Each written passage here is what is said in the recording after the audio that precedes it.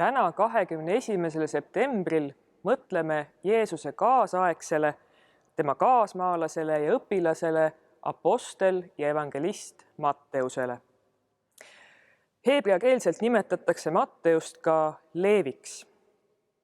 Kes oli Matteus ja mida tema elust on teada?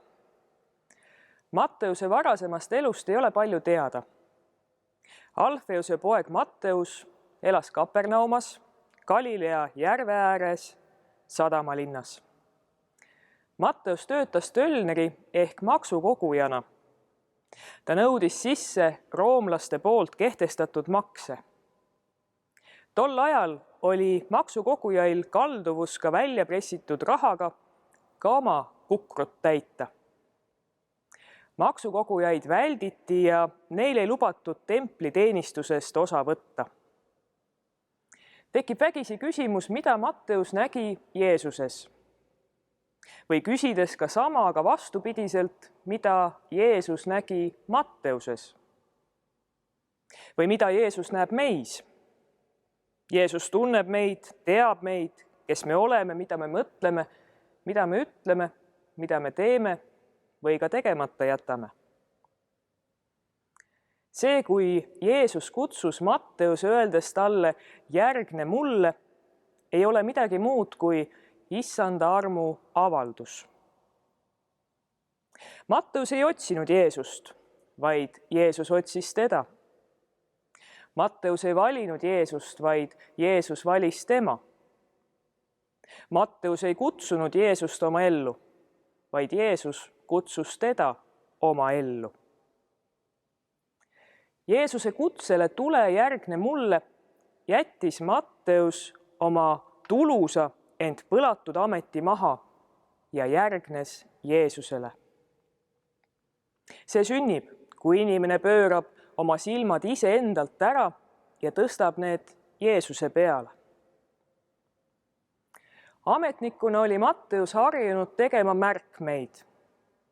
Ta oskas neid üles kirjutatud märkmeid süstematiseerida ja säilitada. Ja oli üpris loomulik, et pärast Jeesuse surma meenutasid tema õpilased oma kõnedes Jeesuse elu ja õpetusi. Kuid mehed vananesid, nende mälestused olnust võisid tuhmuda või muutuda ja ka viimaks kaduda. Seetõttu oli hädavajalik kõik kuuldu ja nähtu ka kirja panna. Vana pärimuse järgi kirjutas evangelist Matteus oma evangeeliumi esmalt aramea keeles, mis hiljem tõlgiti ka kreeka keelde.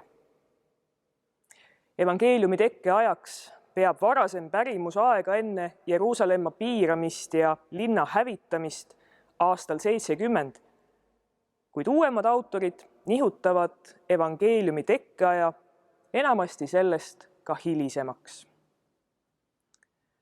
Omamoodi on Matteuse evangeelium kui katekismus, millesse on kokku kogutud palju Jeesuse kõnesid. Matteus ja Jeesus ei varja oma olemust, vaid ta on avalikult Messias, on Iisraeli kuningas, kellest täituvad Vana Testamendi prohvetite ettekuulutused. Matteusele oli oluline veenda oma kaas- ja usukaaslasi selles, et Jeesus on tõepoolest tõotatud ja oodatud Messias. Teisalt on Matteuse evangeeliumis ka selgelt tajutav see, et ligipääs Jeesuses ilmunud armule on avatud kõigile rahvastele. Selle kohta, mis apostel ja evangelist Matteusest hiljem sai, on samuti teadmised lünklikud. Pärast Jeesuse taevasse minemist tegutsenud Matteus esialgu Palestiinas. Kirikutraditsioon märgib paikadena, kuhu ta oma kuulutustööga jõudis, Etioopiat, Pärsiat ja Partiat, kus ta 74. aastal pärast Kristust märtrisurma suri.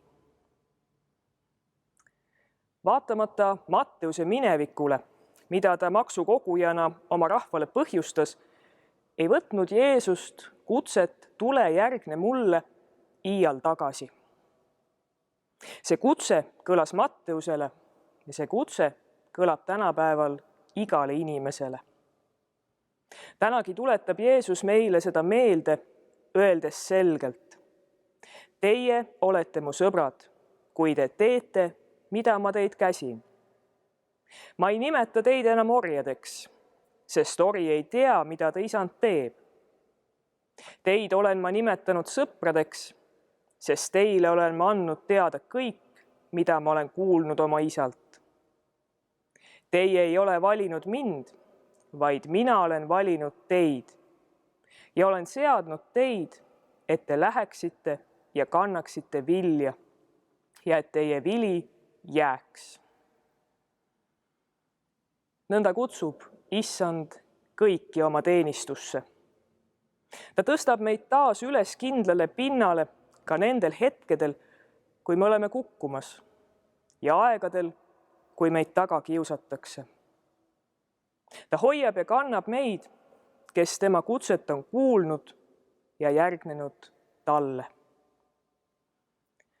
Kogegem siis oma hingeski Jumala ligiolu jäägitu usaldusega ja andkem endid Jumala teenistusse, et kogu meie elu võiks kanda siirast tunnistust usust ja usaldusest Issandasse, Jeesusesse, Kristusesse.